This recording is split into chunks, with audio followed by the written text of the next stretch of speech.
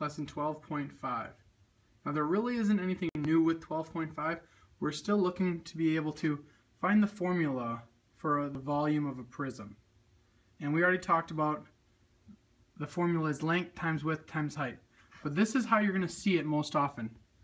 L times W times height. And I think you can make the comparison length times width times height. I think we can do that. So if we look at this figure, we have the length is 6, the width is 2, the height is 3. I was asked today, well, what if this is the width and this is the length? But remember, the cumulative property of multiplication says that we can put these in any order and multiply them together and still get the same answer. So it would just be 6 times 2 is 12, and then 12 times 3 is 36. So our answer would be 36 units cubed, or 36 cubic units. Really, that's all we have to talk about for lesson 12.5, but I want to prepare you for something that's going to be coming down the road. And so let's look at this.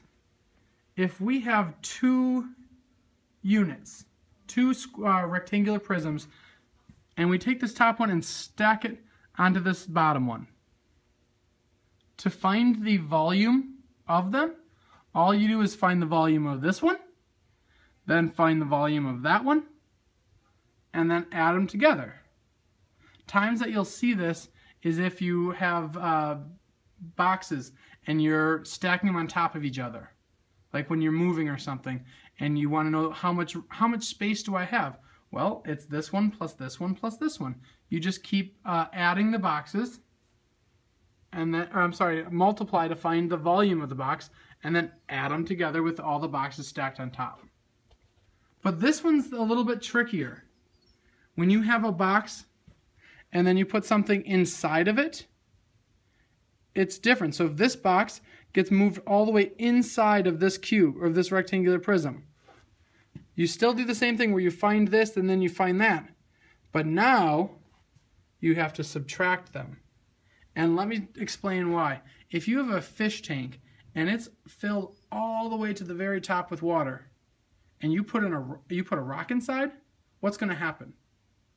Yeah, the water's going to spill over the top because that rock takes up space, right?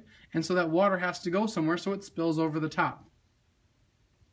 Well, that's the same thing that's going on. When you put this brick or whatever it is into here, that's volume that is no longer available for the stuff you want to put into this bigger box.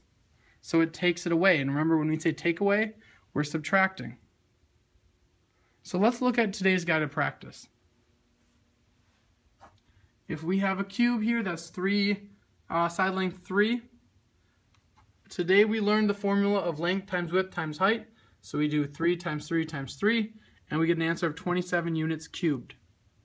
This next question is kind of, it's really simple once you get it, but it's kind of hard to understand at first. It doesn't give us a length and a width, it just gives us a base area and a height. I want you to pause the video and see if you can figure out what they mean by base area.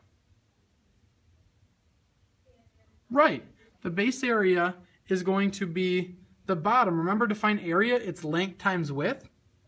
So if we take the length and times the width to find the base area, then all we have to do is multiply the height, and that's going to give us our volume. So base area tells us our length and width, and that's 26 centimeters squared. So it must have been something like 13 and 2, because 13 times 2 equals 26. And then we're going to multiply that by 4, because our height is 4 centimeters. And that gives us an answer of 104 centimeters cubed. Now I know some of this stuff was new and some of the stuff you won't find in 12.5. So please don't worry if you really didn't understand this part right here in the middle. But we're going to work through it. If you have any questions, please ask in class. And thanks for listening. I'll see you tomorrow.